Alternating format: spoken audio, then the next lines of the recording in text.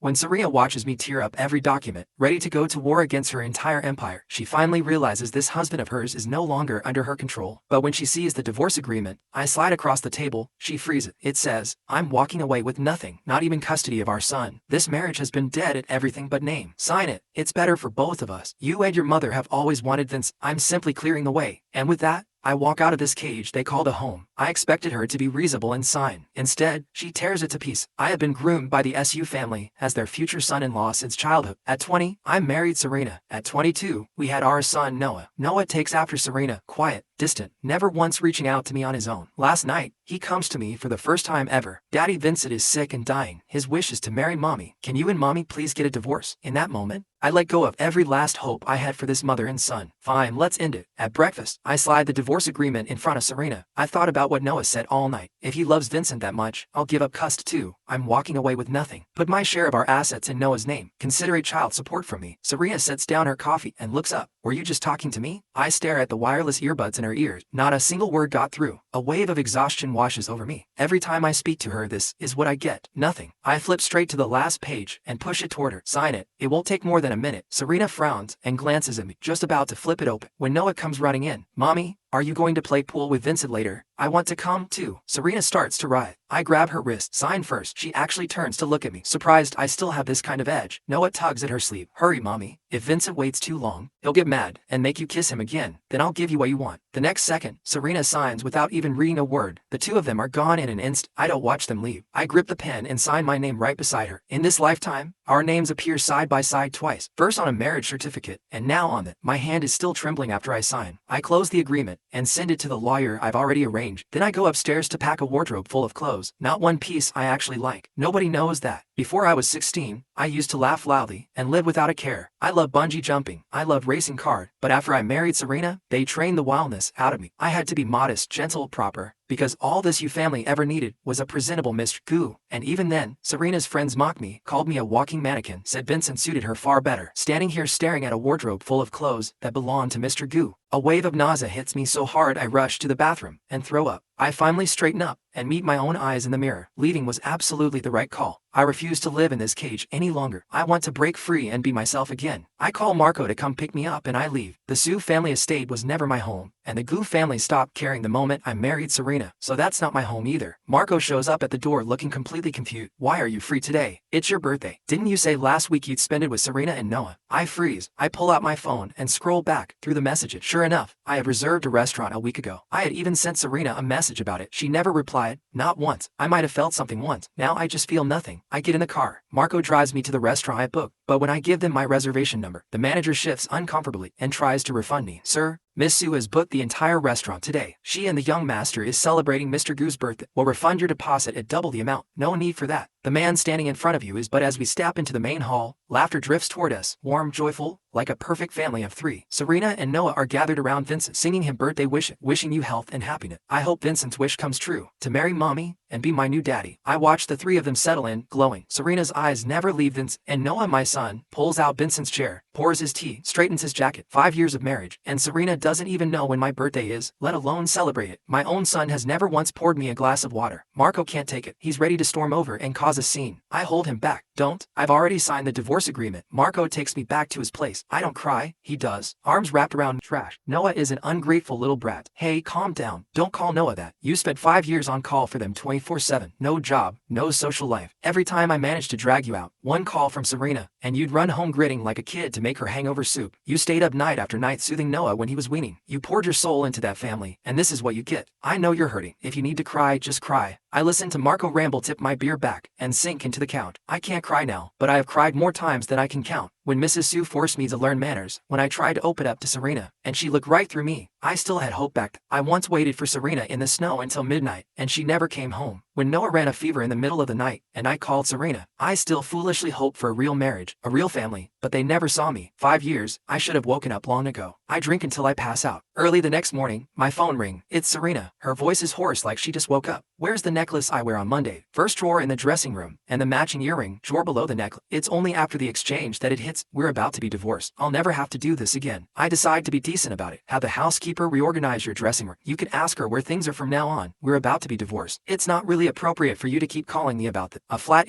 from her end, the sound of a drawer sliding open. I think we're done. I'm about to hang up when she speaks again. Make seafood congee and have it delivered to my office at noon this week. Then she hangs up. Not a single word I said about the divorce registered with her. Not one. I take a deep breath. My fingers are shaking with anger. I block her. Then I block Noah's kindergarten teacher too, but I forget to block Mrs. Sue. So, when I finally sleep it off and head out for lunch, she intercepts me and forces her way into my car. She shoves a stack of photos in my face. Serena and Vincent. Intimate, undeniable. You've disappointed me beyond word. I have been shaping you with my own hands since you were 16. 10 years, and you still can't hold your wife's heart. Had I known you'd be this useless, I never would have written off Vincent for being illegitimate. The sharp corner of the photos cuts a thin line across my neck. When the Sue family chose me as their future son-in-law, plenty of people said I was lucky, but the price was my freedom. From the age of 16, my entire existence was to become Mr. Gu. The weight of it all suffocated me. In my final year of high school, I deliberately acted out. Got into a relationship just to cause a scene in front of Serena. I thought she would call off the engagement. She said nothing. I've only been married to Serena for 5 years, but I've been under their thumb for 10. I'm done. Serena and I have both signed the divorce agreement. I'm giving up custody. I'm walking away with nothing. If that's not good enough for you, find yourself a better son-in-law. I open the door and step out. Mrs. Sue freezes for a second, then lunges forward and grabs my wrist, furious. Ethan, you dare. Her sharp red nails dig into my skin like needle. I laugh. There's nothing I don't dare to do. Being the SU family son-in-law was never an honor. I pull up my sleeve, and for the first time show someone the old scars running across my wrist. Mrs. Sue stares at the twisted scars and lets go stunned. I never wanted to be Mr. Gu. Do you know what I've been screaming at my dreams for the past 10 years? I scream, someone save me, but I understand now. No one is coming. Only I can save myself. Only by living as my true self can I actually live. I say it calmly, then step out of the car. This time, Mrs. Sue doesn't stop me, but the pressure in my chest won't let up. I need to let it out. So, I pull out my dust-covered red supercar, press down the accelerator, and tear out into the open road. I must be cursed to cross paths with her. I blast through an intersection and collide head-on with a Maybach. The license plate 58, Serena's car. Serena's assistant steps out from the other side. She stops when she sees me, Mr. Gu. I'm not surprised by her reaction. 5 years of marriage, and everyone around Serena has built the same image of me in their heads. The kind of man who would never be caught street racing. I don't explain myself. I hand her my card and tell her to send me the damage bill. Then, I put on my sunglasses, hit the gas, and go. The assistant gets back in the Maybach and reports to Serena, Miss Sue, the driver was your husband. Serena pinches the bridge of her nose and says flatly, let's go. Whether the man in that car was her husband or a stranger to her, it made no difference. The assistant is smart enough not to say another word, but 3 hours later, the two of them cross paths again. Serena has come to a racetrack on the outskirts of the city to sign a land development deal with a business partner. A race is underway. A red car blazes across the finish line in first place, raw, magnetic, commanding every eye on the track. The driver steps out in a dark red racing suit, tall and lean, impossible to look away from. Even Serena's expression shift, unmistakable surprise, unmistakable admiration. Then the driver takes off the helmet. The assistant gasps, Mr. Gu can race like that. Serena says nothing, but she notices every woman around her locked onto that tall figure, and something tightens in her expression. When I catch Serena looking, I don't acknowledge her. All these years, unless we were at some high society event, she'd look straight through me like I was no one. So when the out-of-town race organizer introduces us, I play the same game, stranger. Miss you, your reputation precedes you. Serena's face stays blank. An awkward silence falls until Vincent's voice cuts through it. Hey everyone, Serena, all done here. Let's head back to the office for dinner. I turn and watch Vincent climb out of the Maybach, stroll over and wrap an arm around Serena's waist like no one else exists. Vincent probably doesn't even see me as a rival. He throws me a casual smile. After they leave, someone nearby sighed. Miss Sue brings Vincent along even for work. They really are something special. Serena's assistant is still there. She looks at me with an unreadable expression. I can almost hear what she's thinking. How does a man this pathetic exist? I say nothing. I leave the track, and the first thing I do is call my lawyer. How long until the divorce certificate comes through? 7 days. 7 more days. That's fine. I've already survived 10 years. 7 days I can wait. But I've barely settled down when Serena's assistant calls. When will the seafood congee be delivered? Also, Noah's teacher says your phone has been unreachable. His craft assignment hasn't been dropped off. Would you be able to bring it in? I think back to before Noah asked for the divorce. I had been hunched over my phone screen stitching together that crap project for him stitch by stitch. I left before it was halfway done. I look up at the clouds drifting freely across the sky and say calmly, tell Serena, no more congee. Not today. Not ever. And Noah's matters are no longer my concern. Don't contact me again. I hang up and block the assistant's number too. On the other side, the assistant stands holding her phone, completely mortified. Miss Sue, Mr. Gu hung up on me. I can't reach him anymore. I think he's blocked. Maybe you'd like to try? Serena, rarely seen reaching for her personal phone, opens it, and finds the contact saved as husband. She types a message. What is this about? The next second, a red notification appears. This user has restricted messaging. You are not on their contact list. Send a friend request to continue. The assistant catches a glimpse of the chat history on Serena's screen. The last message was from a week ago. I didn't realize Mr. Gu and Vincent share the same birthday. So yesterday was Mr. Gu's birthday too. Did you get him a gift, Moo? I didn't notice. The assistant isn't surprised. The whole chat history is full of unread messages. Not a single reply from Serena. But then Serena says, get him a belated birthday gift. Choose something appropriate. Yes, Miss Sue. Before the assistant even reaches for her phone to start browsing, Serena has already turned back to her files. The assistant sighs quietly and slips out of the office to go pick something. By evening, the assistant arrives at my door with a birthday gift from Serena. Mr. Gu, this is a belated birthday gift from Miss Sue. It's expensive. I refuse it. I have no idea what Serena is trying to say. My birthday is already over. What's the point? Besides, for the past 10 years, I've had only one birthday wish: freedom. And by a twist of fate, Serena divorcing me is granting me exactly that. I assume that during these 7 days of waiting, we'll have no more reason to cross paths. But the moment the assistant leaves, a message from Mrs. Sue comes in. Ethan, I won't interfere with the divorce. But before it's finalized, my grandson will not be disrupted in any way. How would Noah be disrupted? He's the one who asked for the divorce in the first place. Before I can respond, more messages flood in one after another. If you don't want the divorce proceedings affected, you will come to the family estate this weekend as usual and spend time with my grandson. Serena has never liked crowd. After the wedding, we moved out of the family estate and into the marital villa. After Noah was born, we made it a routine to bring him to the estate every week. Today is Friday. On Fridays, I would always pick Noah up from kindergarten and take him there. Serena is always working late. She rarely makes it home before 10 at night. This time, I go directly to the estate. To my surprise, Serena is already there. I walk right past her toward the stairs. She steps in front of me. Did you like the birthday gift? I stare at her. Does she not know I refused it? Then again, of course not. I'm invisible to. Why would she keep track? I don't want to talk. I give a vague nod. Then she adds, Noah is upstairs carving a peace amulet for Vince. Go help him finish it. So accepting the gift came with strings attached. I deliberately shoulder past and head upstairs without a word. Serena frowns, but says nothing. I reach the second floor. Noah is sitting at his desk, gripping a carving knife with intense concentration. As I get closer, I see a finished peace amulet in front of him. He's carefully copying it stroke by stroke. My footsteps disturb him. He looks up. Then in the next second, he snatches up the finished peace amulet from the desk. Daddy, this peace amulet is Mommy's gift for Vincent. Don't steal it. Something twists in my chest. This child I once loved more than my own life is looking at me like a thief, looking at Noah's face so much like Serena's. I feel something tighten inside me, desperate to get out. You don't have to guard it from me. I've never wanted what belongs to someone else. And your mom and I are almost divorced. Soon Vincent will be your new dad. Ethan, is this how a responsible father talks to his child? That is probably the longest sentence Serena has ever said to me. I turn to face her cold expression and smile. You're right. I'm not qualified. So go ahead and find him a better one. I turn to leave. Serena steps forward and grabs my hand. Her voice drops low and warning Ethan. But Noah's smartwatch goes off. He lights up immediately. Mommy, it's Vincent calling. The next second, Serena lets go of my hand. I watch her walk over to Noah and answer the call, the ice in her face melting into a smile. I suddenly feel nothing. I walk to the guest room without a word, go inside and lock the door. The room is cold. It's June, but lying there, I feel like I'm sealed in a coffin, buried somewhere dark and still. And yet, there's a strange familiar peace in it. From the moment I slid that divorce agreement across the table, I had already decided burn it all down. The dreams were chaotic that night, but the next morning, my body wakes me at 5 o'clock. Same as always. At this hour, I used to get up and prepare breakfast for Serena and Noah. I rub my temple. Mrs. Sue's thread rings in my head. I get up and go downstairs anyway, but the housekeeper tells me Serena and Noah left early. They had plans with Vincent to watch the sunrise. I almost laugh. Anyone with eyes can see that Noah doesn't need me as a father, and yet, I was ordered to come back here. The moment the weekend is over, Marco drags me out to a college campus to clear my head. His words, the girls there are 18, full of warmth and good vibes, calling out cheerfully as they pass. After a few days at the art school, my mood genuinely lifts. Marco doesn't want to leave either. So now that you've had a taste of this, you're over Serena, right? Not in love anymore. Marco gets more worked up by the second. That's what I'm talking about. Honestly, you should have done this years ago. Anyone is warmer than that stone-cold woman. Find yourself a sweet girl, fall in love, get married. Wouldn't that be the life? I'm laughing, about to agree.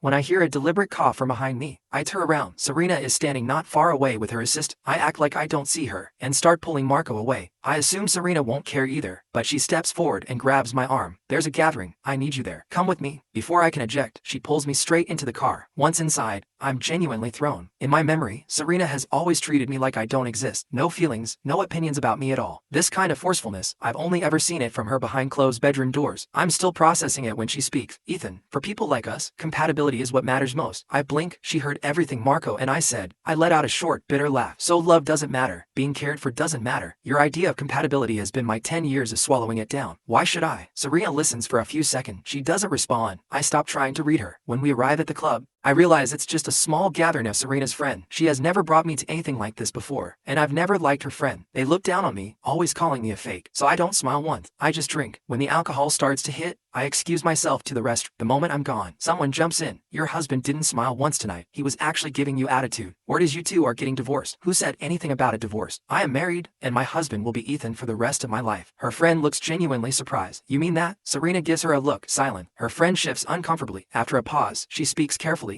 You remember that CEO you partnered with on the AI development project. She used to ignore her husband completely, kept him out of her work life, never let anyone know he existed. Word is she still hasn't won him back. If you're serious about spending your life with Ethan, then I'm telling you as a friend, pay attention to him, or you might end up the same way. Serena's hand stills on her wine glass, but her voice stays cool and certain he won't. At that exact moment in the restroom, my phone buzzed. A message from my divorce lawyer. Mr. Gu, the divorce certificate for you and Ms. Su has been processed. You may collect it from our office at your earliest convenience. This day has finally come. I rushed to the law office and opened the certificate, reading it over and over. From this moment on, I am finally free of the SU family and everything they put me through. Outside the office, Marco says, we're celebrating my freedom, starting with a dinner I never would have been allowed to eat before. He takes me to a stall at the night market. Bubble tea, barbecue, ice cream, whatever you want, you get it tonight. The smell of sizzling meat and warm food wraps around me. And for the first time in a long time, I feel alive. That night, we eat skewers, drink beer, and laugh as loud as we want. By the end, I'm laughing so hard there are tears on my face. 10 years of chains finally gone. Maybe it's the release of so much that's been held in. I unblock Noah and call him. The moment it connects, my eyes are red. And I say, Noah, hear me out. You may not like me, but I am your biological father. I was the one who stayed up every night when you were sick. I was the one who sat with you through every homework session. The day you called me cruel for the sake of someone who isn't even your real family. That's the day I stopped being your dad. So don't call me that anymore. You haven't earned it. Then Serena's cold voice comes through the line. Ethan, what are you saying? I go still for a second, then realize Noah must be with her. I respond with a cold edge. Miss Sue, if you have time to lecture me, maybe spend it managing your own son. You know what? He asked me to divorce you, to make room for Vincent. The funny thing is I did exactly what all of you wanted. I hang up and block Noah again. First thing the next morning, I book a flight out of the country. I know last night I went too far, and once the divorce gets out, the SU family won't let it go quietly. They might force me to beg Serena to take me back on my knees, or pressure me into another arrangement with some other wealthy family's daughter. I am leaving the capital, and I am not coming back. I say goodbye to Marco, pack light, and head out. But at the door I stop. The Maybach is parked not far away. Serena and Noah step out and walk toward me. Noah, apologize to your father. Noah's small face is pale and tight. He clutches the front of his shirt and bows. Daddy, I'm sorry. I shouldn't have said those mean things. I shouldn't have asked you and Mommy to get divorced. I know I was wrong. Can you forgive me? You don't need to apologize. I've already said what I needed to say. I'm past. But then to my surprise, Serena speaks. I'm sorry. I failed to guide Noah properly. That's on me too. I never thought I would live to hear Serena apologize on her own unprompted. But can a single sorry undo the damage already done? I think of what's in my bag. Something I had planned to mail to Serena from the airport. Serena, if you're truly sorry, drive me to the airport. The SU group has no business outside the capital right now. Where are you flying to? Can't I have matters of my own? That's not what I meant. For the first time, Serena looks genuinely confused. I don't care. She was the one who pulled me into this cage. It's only right that she's the one to drive me out of it. To be the one who cuts the last thread between us with her own hand. We don't speak the entire ride. At the airport, just before I step out, I hand Serena an elegant box, a final gift. Serena hesitates, clearly unsure what final means, but takes it. Thank you. Noah tilts his little face up. Daddy, what about mine? Yours is in there too. After all, it truly is a gift for both of them. Something they should be happy about. Remember to open it in an hour. The plane should be in the air by then. Serena gives me a rare look of warmth. Come back soon. I smile, but say nothing. I turn and walk away. I am not coming back. I am going after my freedom. Serena, the turmoil. Something uneasy stirs inside her, and she can't explain why. She reaches for the box, ready to open it immediately. Noah stops. Mommy, we promised Daddy to wait 1 hour. We have to keep our word. For the next hour, Serena holds a stack of documents and doesn't read a single page. She looks over at the box more times than she can count. Finally, the hour is up. Noah lunges for the box first. Mommy, what did Daddy get us? It's so mysterious. The lid comes off. Serena turns to look. Lying inside, quiet and still, is the divorce certificate. Noah is only 3, but he's already begun his early education. He stares at the little booklet in the box, lips moving as he tries to work it out. Mommy, what's a divorce certificate? Daddy said this was a gift. Is this little booklet the gift? Serena's mind goes blank. She drops her document. She takes the box from Noah's hand. She doesn't even notice. Her hands are shaking uncontrollably. The gold-lettered red booklet rests quietly inside, like a presence that was always there in the house and always ignored. Something surges in her chest, a panic she doesn't understand. She feels that the moment she opens it, something will be gone forever. She takes several slow breaths. Then she opens it. The moment she sees their names side by side, her eyes go wide. She snaps it shut and reaches for her phone to call Ethan, then remembers he's on a plane. Frustration floods through her. She swallows the anger and calls her assistant instead. Find out where Mr. Gu is headed, track his flight today. Yes, Miss Sue, and bring him back to me immediately. Also, find out who processed this divorce certificate. There was no court filing, no formal proceeding. How did this happen? Her voice carries a panic and fury she isn't even aware of. On the other end, the assistant is trembling. She has worked beside Serena since day one. She has never seen her like that. All she can think is the divorce. Could it really all be because of that husband who barely seemed to exist? The assistant shakes her head, quietly stunned, but keeps it to herself and gets to work. Serena paces back and forth across her vast study, hands on her hips. The unease keeps building. Finally, she picks up her phone and sends a contact request to Ethan, who has already blocked her. What is this divorce certificate about? You're an adult. Why are you pulling stunts like that? Message me when you land. Noah and I are both worried about you. After a long pause, her fingers tap the screen again. If there's a problem, we can talk about it. There's no need for that. You're a father now, not a child. Every message disappears into silence. Serena sinks into her chair, pressing her fingers to her temple. Beside her, Noah has been quietly playing with his building block. He looks up with wide, innocent eyes. Mommy, does Daddy's gift mean he wants to divorce you? The words land in her chest like a stone. She can't breathe. Her friend's warning echoes back to her. After a long silence, she finally murmurs, Ethan, had you give it up on me too? Waiting feels endless. Serena checks her phone again and again, sends message after message, and gets nothing back. A feeling rises in her that she can't quite name. Something that hurt. They were so compatible. 5 years, everything had been fine. So how did it suddenly come to divorce? How did he just leave without a word? Just then, her phone rings. She answers without even looking at the screen. Ethan, so you do know how to call. I've sent you so many messages. Why haven't you responded? A few seconds of silence. Then, Miss Sue, it's me. Serena glances at the screen. Whatever energy had just surged through her drains away completely. She pinches the bridge of her nose, voice dropping. Sorry, I got ahead of myself. Any news on Mr. Gu's whereabouts? The assistant pauses, swallows. It's like this, Miss Sue. We've confirmed Mr. Gu purchased a flight overseas today. But after landing the connecting flight information, the assistant's voice catches. Serena's expression darkened. After a long pause, she speaks, her voice rough. And the divorce certificate. Have you found out how it was processed? The divorce agreement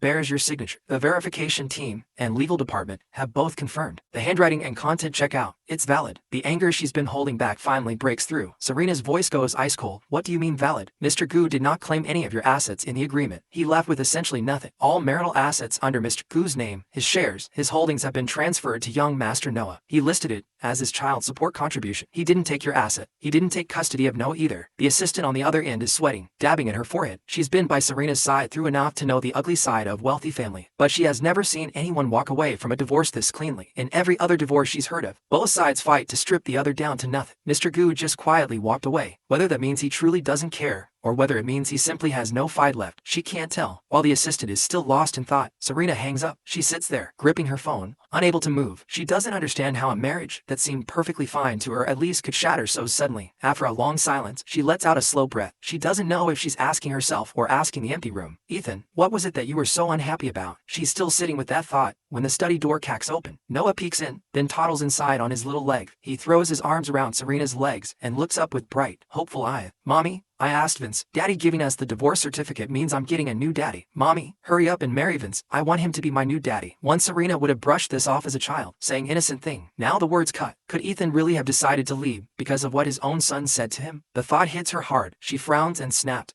She frowns and snaps. You're 3 years old. You don't understand any of it. Don't say those things again. You have one father. There is no new daddy. Noah flinches, startled by her sharpen. His lip trembles, and then he wailed. I want a new daddy. I want Vincent to be my new daddy. I don't want my old daddy. He acts like a housekeeper all day. He's no fun at all. Serena's anger flared. Who taught you to say that? She should have realized Noah is only 3. If no one had been feeding him these ideas, how would he even know what a divorce is? How could he call his own father a housekeeper? Noah storms out the door. I hate mommy. If mommy won't get me a new daddy, I'm never coming back. Serena moves to go after Noah, but her phone rings. It's Vincent. She hesitates for 2 seconds between going after Noah and answering the call. She chooses the call. The line connects and Vincent's voice comes through immediately. Serena? Noah told me you and Ethan got divorced. What's going on? He's a kid. Surely he's got it wrong. Serena exhaled. There's been a misunderstanding. I am not divorcing Ethan. Was there something else? Vincent goes quiet for a moment, his tone deflating. We were supposed to take Noah to the amusement park tonight to see the firework. I hadn't heard from either of you, so I thought I'd check in. I'm sorry. I forgot. We'll go another time. By the time Serena hangs up, Noah is nowhere to be found. She isn't too worried at first. With so many staff in the villa, surely they can keep track of a 3-year-old. But Noah vanishes right under everyone's noses. No one sees him leave the villa. The security cameras outside only catch a small, solitary figure walking away alone. Serena mobilizes everyone she has and turns the entire capital upside down. Noah is nowhere. She calls Ethan's number over and over. All she gets is the number you have dialed is currently unavailable. Please try again later. With no other option, she has her assistant track down Marco's number. Hello, this is Serena. Has Ethan been in contact with you? If you have any way to reach him, please tell him. Because of this divorce, he decided to pursue. Noah has gone missing. If he has any sense of responsibility as a father, I hope he'll come back immediately. She isn't even finished when Marco cuts her off loudly and without patience. Stop, stop, stop. Your kid is missing. Call the police. What is finding Ethan going to do? Does he have some kind of telepathic link to Noah? Can he teleport straight to that ungrateful little brat the moment he lands? And you're trying to say the kid going missing is somehow on him, who drove him to the divorce in the first place. The divorce was the right call. You and that ungrateful kid deserve each other. The line goes dead. Then her phone rings again. Vincent. Serena answers. Hello. But she only catches fragments. Serena, help. Someone's trying to take Noah. Let go of him. Don't be scared. Watch out. The call cuts dead. Serena immediately orders her team to trace Vincent's phone signal. When they arrive, Vincent and Noah are lying at the bottom of an embankment off the highway. Vincent is covered in scrapes, battered and disheveled, but Noah is tucked tightly in his arms, face smudged with dirt, otherwise completely unharmed. Everyone present is moved by the sight. Serena's hand tightens at her side. She gets both of them into the ambulance first. She watches the flashing lights of the ambulance grow smaller in the distance. Then she turns to her assistant. Look into everything Vincent has been doing lately. Every person he's spoken to, every move he's made. Leave nothing out. The assistant blinks, then it clicks. They had searched the whole city and found nothing. So how did Vincent find Noah? With a full household of staff. How does a 3-year-old slip out without a single person notice? And if it truly was a kidnapping, why no ransom? Why leave them on the side of a highway? Serena has navigated the ruthless world of business for years. Cracks this obvious. She would never miss. It doesn't take long before Serena has the evidence. Vincent planned the whole thing. She looks at the file in her hand and says nothing for a long time. Pull the police report. Keep this quiet. Destroy the evidence. I don't want a third person knowing about this. Publicly, Vincent saved Noah. The assistant stares in disbelief. Is Miss Sue really about to cover for the man who orchestrated a kidnapping of her own son? Before she can make sense of it, Serena has already vanished down the hospital corridor. Serena pushes open the hospital room door. Vincent is propped up in bed, pale, her brow furrowed. Something sharp enters her gaze. Vincent coughs weakly. How is Noah? He's okay, right? He's so little. Something like this must have really frightened. It's all Ethan's fault. Just up and left without a thought for his own child. What kind of irresponsible man does that? I need to go check on Noah. He starts to get out of bed. Serena catches his arm as he passes. Her voice is composed, measured. Whether or not Ethan is a good father is not for others to judge. Vincent looks up at Serena's cold profile and goes still for a moment. The face that has always been gentle toward him holds not a trace of warmth, and the coldness is unsettling. He clenches his fist. After all these years between us, how could I possibly be considered others? His tone softened. I spoke out of turn. I was just too anxious, but what happened today was truly horrific. Even I'm still shaken, and I'm an adult. Noah has grown up in front of my eye. I can't help but worry about him. Serena's hand tightens at her side, her eyes fixed on Vincent are glacial. If it was so horrific and frightening, then why did you arrange the kidnapping yourself and stage the whole thing? The color drains from Vincent's face. His eyes go red. Serena, what are you saying? Serena doesn't explain. She just looks at him, and something in her eyes shifts. Complicated, disappointed. I've already destroyed the evidence on your behalf. For the evidence on your behalf. From now on, stay away from Noah. I'll arrange for you to leave the country. I'll make sure you're taken care of. Don't come back. She turns to leave. Vincent lunges forward and wraps his arms around her from behind. Serena, don't send me away. If I've done something wrong, I can change. All these years, we've always been together. Serena doesn't flinch. She grips his wrist and pulls his arms away. Vincent grabs her arm, desperate. Serena, why? Why is this happening? I admit I went too far this time, but all I want is to marry the person I love. What's wrong with that? I don't care that Noah isn't my blood. I would treat him well. I swear it. Serena shakes him off. Her eyes are cold and genuinely confused. The person you love, isn't that supposed to be my late sister? The one I love has always been you. All these years, you're the one who stayed by my side, who cared for me, who looked after me. You remember my birthday better than he ever did. You come running whenever I call. You treat me better than you ever treated your own husband. Doesn't that mean you love me? Something snaps inside Serena. Clean and final, she releases Vincent's hand and takes one step back. I looked after you to honor my sister's dying wish. Nothing more. I have never had feelings for you, and I will never marry you. A private jet will be ready for you today. Leave as soon as you can. She walks out of the hospital room without looking back. Meanwhile, thousands of miles away in Finland, I know none of it. I have secured my residency permit and enrolled in a local university. I am finally chasing the dream I never got to pursue, working toward becoming a diplomatic interpreter. Before the semester starts, I use the savings I built up on my own and buy a small house. They say you can see the northern lights here in winter. I can't wait. Living alone, I finally have full control over my own time. I teach myself Finnish and take electives in German, Japanese, and Spanish. In my second year, I am accepted into the International Scholar Development Program. In the busyness of studying and working, I rarely think about the past. My marriage to Serena feels like something from another lifetime. Here I am just myself, a completely free and independent person. In my 5th year in Finland, I joined the embassy in Helsinki as a diplomatic interpreter. What I don't know is that for 6 years, Serena has never stopped looking for me. In Serena's office at SU Group, her assistant walks in beaming. Miss Sue, we have news on Mr. Gu. He's at the embassy in Helsinki. Serena is on her feet in an instant, a rare flicker of joy crossing her face. The assistant stares stunned. It has been 6 6 years since she last saw Serena smile. Not once since Ethan left. Not even after closing billion-dollar deals has she looked like this. Serena moves toward the door, then stops and turns back. I need his full current profile. Get it done immediately. Joy surges through her chest, and for once, she can't keep it off her face. Her gaze drifts to the family photo on her desk, the three of them, and something tender and longing moves across her face. I will clear up whatever stands between us. I will bring you back. I have never once reached out to find out how Serena and Noah are doing. As far as I'm concerned, they've gotten exactly what they wanted. A husband and father they actually approve of. My days are full. Conferences, translation work, a life that actually feels like mine. Until one day, my supervisor walks in and sets a Chinese language clean energy project proposal in front of me. Interpreter Gu, you are without question the strongest in our division. The Finnish Trade Promotion Agency considers this proposal a top priority. I need you to complete the translation as soon as possible. I look at the towering stack of documents and smile openly. Don't worry, consider it done. But the moment I open the first page, I see it. Sue Group. Serena's face rises in my mind, unbidden. I shake it off and take a slow breath, telling myself, Sue Group operates worldwide. Of course, they'd want a foothold in Finland. It's just a coincidence. After several all-nighters, I knock on my supervisor's door. With the Finnish translation hand, he flips through a few pages, nodding. Exactly the kind of talent the minister singled out. Exceptional work, as always. After 2 years working with him, I know what the flattery mean. There's always a catch. Half the people in our division got talked into something before they knew what hit. Please stop keeping me in suspense. Just tell me what you need. Any more compliments and my ego won't fit through the door. Sue Group is sending a delegation from back home for an on-site visit. The Finnish side is treating this as a very significant occasion. I've already put your name down as the diplomatic interpreter for this assignment. You can't let work be everything, you know. You're still single, as I recall. Word is the SU Group representative is impressive and accomplished. Take this chance to get acquainted. My stomach drops. Sue Group, it can't be Serena herself. Surely it won't be that coincidental. When the SU Group delegation arrives in Finland, my supervisor takes me to the airport to meet them. The Finnish side has arranged a dinner banquet for the SU Group delegation tonight. It'll be fairly relaxed. Stay loose when you're interpreting. No need to be stiff. I'll introduce you to the representative shortly. Before he finishes, he's already waiting past my shoulder. Miss Sue, over here. He pulls me forward to stand in front of Serena. I haven't moved. I'm still frozen. 6 years, and time has left no mark on her. She stands there just as quiet and composed as she always was. My supervisor gives me a nudge forward and launches into introductions with a wide smile. Miss Sue, allow me to introduce Ethan Gu, interpreter with the Interpretation Division at our embassy in Helsinki. He'll be your accompanying interpreter for the entire visit. Don't let the youth and good looks fool you. He's fluent in 5 languages. Serena looks at me without blinking, searching, probing, and carrying something in her eyes I can't quite name. I extend my hand with a polished, detached smile. Miss Sue, a pleasure. She studies me for a few seconds, something unreadable in her eyes, before finally reaching out to take my hand. Running into Serena was never part of the plan. All I want is to get through this and pull away. But she holds on. Brow tighten, and my voice drops. Miss Sue, what exactly are you doing? My supervisor glances between us, sensing something off, and steps in quickly to smooth it over. Interpreter Gu has a certain presence that tends to leave an impression. It seems Miss Sue is no exception. Serena's eyes darken slightly. She releases my hand and almost reluctantly allows the faintest curve of a smile. Indeed, she says nothing more, and finally lets go just as I needed her to. The banquet begins shortly after. I tell myself she means nothing to me. Even if we have to interact for a few days, she is not here for me. I settle myself and take my seat beside her, interpreting each exchange with steady composure. She sits with her legs crossed, elegant and poised, turning her face slightly each time she listens. Something makes me pause. In 5 years of marriage, 5 years of wearing each other down, she never once listened to me the way she's listening now. A dull ache surfaced, not for her, for myself. For the years I spent as nothing more than a body in a cage, a shell called Mr. Gu with no soul of his own. At least that's over now. Serena's voice continued. I'd like to understand Finland's tax structure and labor regulation. Her voice is low and measured, and after every sentence, she looks at me quietly, intently. I instinctively look away and keep it professional. The banquet goes smoothly. Both sides leave satisfied. At the end of the night, I pull my scarf tighter against the finished wind and snow, shake Serena's hand briefly in my sheepskin gloves. Miss Sue, a pleasure working with you. I turn and walk away. The moment my hand touches the car door, she calls my name. I stop. I don't turn around. I wait. The cold has gone into my fingertips. By the time her voice comes again, is there really nothing you want to say to me? Maybe it's my imagination, but her voice sounds rough, and there's something in it that sounds almost like hurt. Something in my chest shifts. I tell myself it's just a polar night cold. Miss, I've completed everything required of me tonight. As for anything else, I have nothing to say, but she doesn't back down. That composure she always wears, it cracks just slightly, and urgency bleeds through. Ethan, you left without a word, even if you didn't care about me. What about Noah? 6 years. He's 9 now. Do you really not miss him at all? I turn around, smile without feeling. A child who dismissed everything his father gave him. What exactly is there to miss? Besides, I'm sure he's thrilled to have his new father figure by now. Snow settles on Serena's shoulders. She looks at me with something that edges toward confusion. Then she sighs. a real one, a yielding one, and steps through the snow toward me, her voice softer than I've ever heard it. Noah never dismissed what you gave him. He was just too young to know how to love someone back. He doesn't have a new father. His father is you and only you. I look at her face, and I almost laugh. Knowing how to love has nothing to do with age. Serena and Noah could remember Vincent's birthday. They carved him a peace amulet by hand. This mother and son knew exactly how to love someone. They just never chose to love me. I lean against the car, perfectly at ease, and I can't help but wonder if I were still her husband right now. Would she stand in front of me like this and actually talk to me? I shake my head and let out a quiet, self-mocking laugh. Serena frowned. What's funny? I meet her eyes without flinch. When something is funny, don't you laugh, Serena? Divorced or not, I don't think we were ever the kind of people who reminisce. You know next to nothing about me, and I have no interest in revisiting anything we shared. I don't wait for a response. I get in the car and drive. Back home, I wash up and collapse into bed. A deep exhaustion pulls me under almost immediately. Deep in the night, a neighbor's hound starts barking wildly and jolts me awake. I take a few slow breaths, pull myself together, throw on some clothes, and go to the window. Serena is standing at my front door, still in the same black dress. I have no idea how she'd found my address. During the polar night in Finland, temperatures can drop to 20 or 30 degrees. Dressed like that, if she stands out there all night, I'll find a human-shaped ice sculpture by morning. I don't know what she wants, but I open the door and let her in. I'd rather not have my ex-wife frozen to death on my doorstep. In front of the warm fireplace, I hand her a cup of coffee. Basic courtesy. She is shaking uncontrollably from the cold, both hands wrapped around the warm cup. It takes a long moment before she exhales and gives me a small smile. Thank you. Something flickers in me. She rarely smiled at me. Most of the time there was nothing, just cold, flat distant. Serena, what do you actually want? She looks down. The frost caught in her lashes slowly melt. Maybe it's the cold. Her voice trembles just slightly when she speaks. I want to know why we got divorced. I study her face. She holds my gaze steadily, and what I see in her eyes is genuine. Real confusion, real bewilderment. Something complicated moves through me. So all of it, every single moment of those 5 years was truly invisible to her. I breathe out slowly, and almost regret opening that door. I should have turned off the lights and gone back to sleep. She hesitates. When she finally speaks, my name sounds unfamiliar coming from her mouth. Ethan, isn't that something? The first time she's ever said my name like it actually means something. And it's 6 years after our divorce. I look at her, and I can't keep the edge out of my eye. Serena, have you ever considered the fact that you don't know why we divorced might be exactly why we divorced? She goes, still. Something rare crosses her face, genuine lostness. She has always been this way. Born into wealth, built her own empire, sharper than anyone in the room. It makes her effortlessly capable of handling anything, and equally indifferent to everything around her. As if nothing in the world can ever drift beyond the lines she's drawn. Perhaps I am one of the few things that did. Something stings behind my eyes without warning. I shift my posture and push it down. Serena, before the divorce, I told you more than once, since you and Noah both loved Vincent so much, I was willing to agree to the divorce. I would give up custody of Noah. I would leave with nothing. Our shared assets would go to Noah. Call it child support from the father he never wanted. I said all of this to you word for word. I look at her. Do you remember any of it? Her grip tightens on the cup. Her brow furrows, like she's genuinely trying to recall. But her eyes give her away. There is nothing there. She remembers nothing. Of course, because she never once truly listened to anything I said as her husband. Back then, I was nothing more than a husband in title only. Serena looks down, and when she speaks, her voice is full of quiet regret. I'm sorry. I genuinely don't remember you saying any of that. I must have been occupied at the time. But is that really why you divorced me? I can't accept that as a reason. Then what about the perfume you came home with every night? Is that reason enough? Serena's expression halts. She seems to finally catch the thing I've been pointing at. But then she shakes her head, as if the idea doesn't compute. Vincent, you divorced me because of him. The disbelief in her voice deepens, as if divorcing over Vincent is somehow even more absurd than divorcing because she never listened to me. I take a sip of coffee and nod unbothered. Yes, you came home every day carrying his sin on you. Noah talked of nothing but wanting Vincent as his new father. Was I supposed to just keep standing there? I never wanted to be the SU family's son-in-law in the first place. The color drains from Serena's face for just a moment. So you suspected me of cheating? I raised one finger in front of her. Not suspected. When you brought Vincent to every event and let people introduce him without correction. When your friends mocked me and laughed about how Vincent suited you better. When you signed the divorce agreement without even reading it just to get to him faster. Whether you were cheating stopped mattering. Divorcing you was about refusing to die inside the cage. The cage of being the SU family's obedient son-in-law. Being that walking mannequin with nothing but a title. Serena, I never wanted that either. Serena's lashes tremble. She doesn't speak for a long time. Maybe she didn't expect any of this. Maybe she never cared about what I truly felt. Maybe she's only here to find a way to make sense of a failure. To me, it's all beside the point. Because she liked Vincent, she remembered his birthday. She prepared gifts with care. She knew everything about him. She loved Vincent, and because of that, whatever failed between us won't repeat itself in her future. I check the time. 4:30 in the morning. Exhaustion hits me. Miss Sue, I believe you have what you came for. I'd like you to miss Sue. You should have everything you came to understand. Please leave soon. I need to rest. I don't finish. 2 words cut through, clear and deliberate. I'm sorry. I go still. The words I was about to say dissolve. Serena looks at me without blinking. I'm sorry. I didn't know that the details I overlooked caused you this much pain. I was wrong. I'm apologizing I almost want to laugh. Getting Serena to apologize. The woman who answers to no one. I might genuinely be the only person who's ever managed that. Then she speaks again, cutting through my thought. But there is one thing I disagree with. I did not cheat on you. I do not have feelings for Vince. I cared for him and gave him what he asked because I was honoring my sister's last wish. The reason I never corrected people when they called him my brother-in-law is because if my sister had lived, that's exactly what he would have been. It doesn't matter anymore. She flinches slightly at my indifference, just a flash of hurt in her eyes. No, it does matter. For the 6 years you've been gone, Noah and I have both missed. I want to clear whatever is standing between us and bring you back home. For one brief moment, I genuinely think she's joking. I spent 10 years waiting for my freedom, and now she wants me to go back. A laugh tears out of my chest before I can stop it. A real one, uncontrolled. Serena looks startled. She genuinely doesn't understand what's funny. I wipe the tears from the corners of my eyes and take several deep breaths before I can settle. Serena, are you serious? I fought so hard to get out of that marriage. I finally have a career that's mine. Why would I go back and go back to do what exactly? Run around after you like a housekeeper. Show up at your office every day with seafood congee like some loyal errand boy.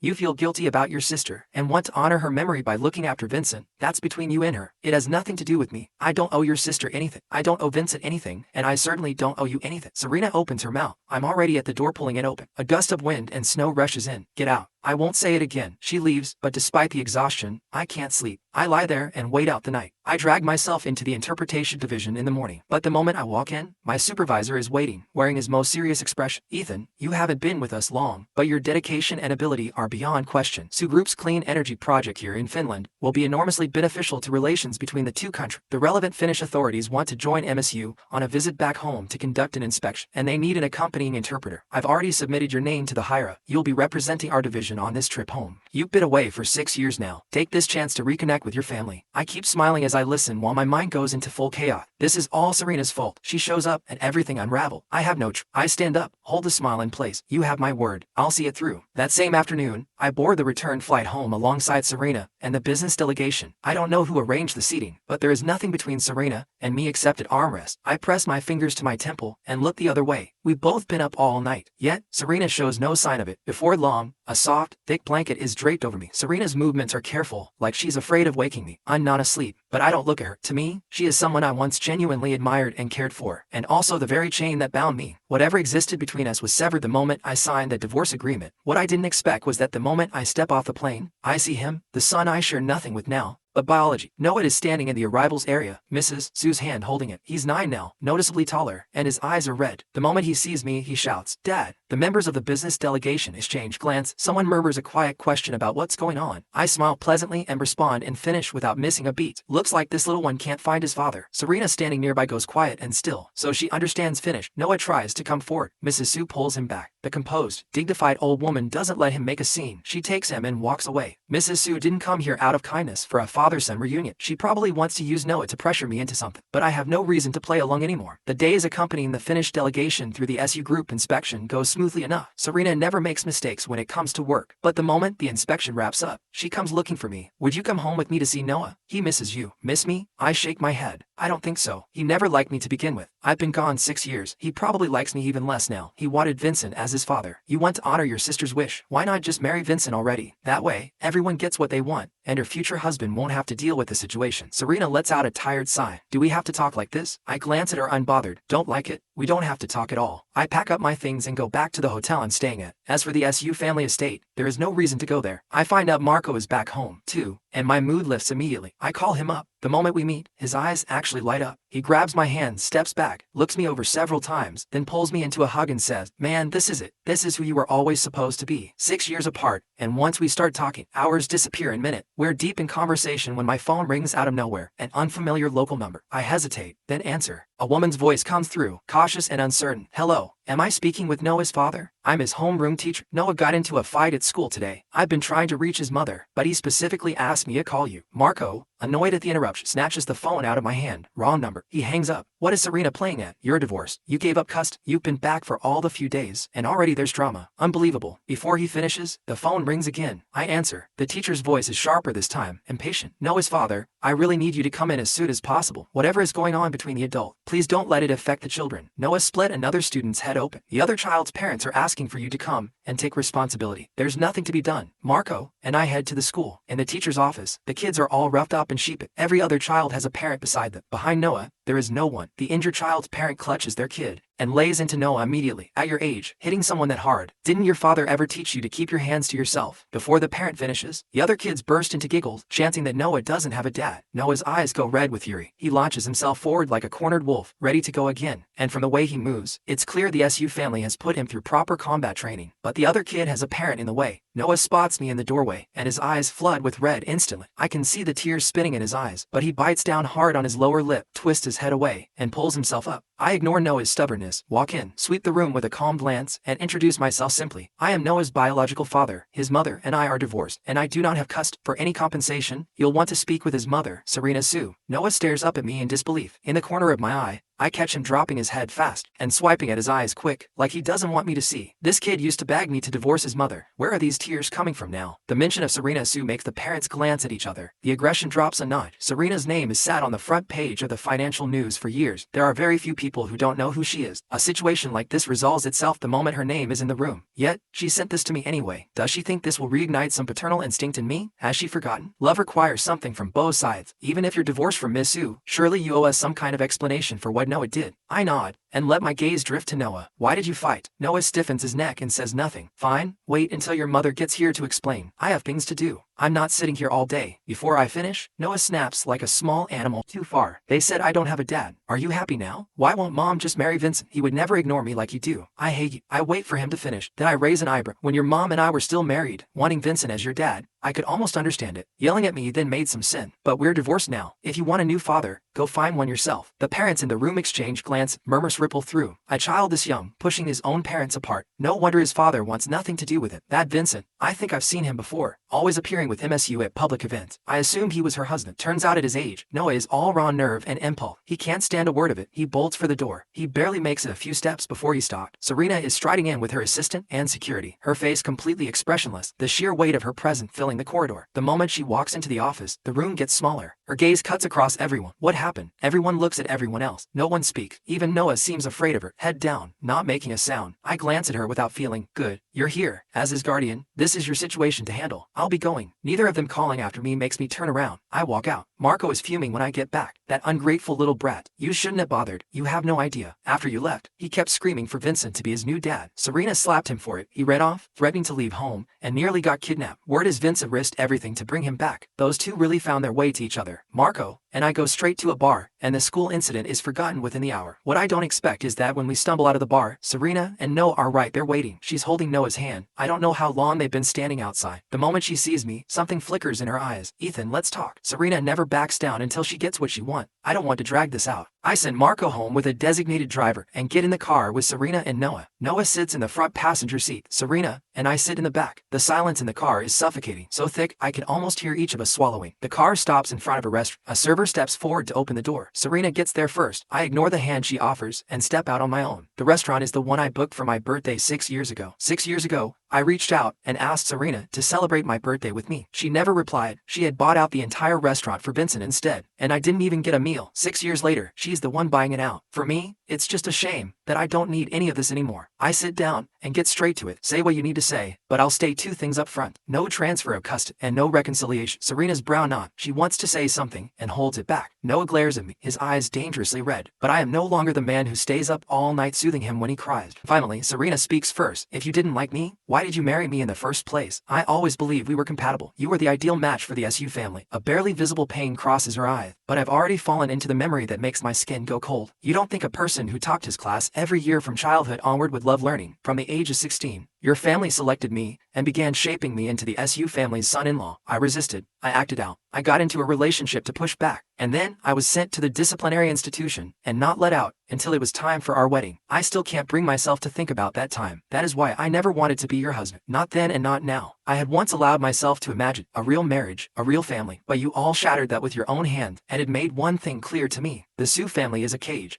that would have killed me slowly if I had stayed. I have a new life now. The best thing any of you can do is leave me alone. As for this restaurant, that night 6 years ago, I left here feeling sick to my stomach. I don't give either of them a chance to respond. I pick up my bag and walk out. I barely reach the door when her voice follows me. I didn't know you went through all of that, but I still want to ask. If you once wanted a real marriage, doesn't that mean you had feelings for me at some point? If that's true, is there any possibility of starting again? Even the smallest chance? I don't turn around. I don't answer. What I don't expect is that the next afternoon, my long-absent father shows up at my door. He wears a smile that tries too hard, apologetic and ingratiating at the same time. Where have you been all these years? Why not even a single call home? I look at the new gray at his temples and feel something I can't name. The man who once had total power over me is standing here with his head bowed, as if everything that once crushed me was never actually unbeatable. Mr. Gu, say what you came to say. No need to talk around it. He wasn't expecting that tone from me. His smile stiffens and nearly cracked. Your father doesn't have any particular agenda. Just thought after all these years away, maybe you'd come home for a meal. Miss Sue has been very generous to our family recently. Anyone can see she still has feelings for you. You divorced without so much as consulting the family. Now that you're back, why not sit down, both families together, and talk it through? You've been meant for Mrs. since you were 16 after all. I hear exactly what he's not saying. My smile goes colder. You're suggesting Serena, and I should remarry. Derek nods eagerly, and behind the clouded sharpness of his eyes, the calculation is back. I laugh, and there's no warmth in it. What did the SU family promise you this time? A business deal? A project? If the GU family can only survive by selling off its son, they might as well go bankrupt and be done with it. The words land without mercy. Derek's smile finally gives out. A few years away, and you think you've outgrown me. Is this how you talk to your father? If someone hadn't been running their mouth to Serena about me sending you to that institution, she wouldn't have pulled her investment from our family overnight and cut the GU group's value in half. Today, whether you like it or not, you are coming with me to see her. He reaches for my arm. I pull free, but I agree to go. The festering dead weight that is the goo. It's time to deal with it once and for all. An hour later, at the SU family estate, I see Serena again in the reception room. Noah is sitting beside her. I don't acknowledge either of it. I find a seat and sit. Serena takes a moment, then begin. Ethan, today you don't need to explain why you're here. As far as I'm concerned, the best thing you can do is not appear in front of me at all. Serena's eyes dim for just a moment. She exhales slowly. I'm not trying to pressure you.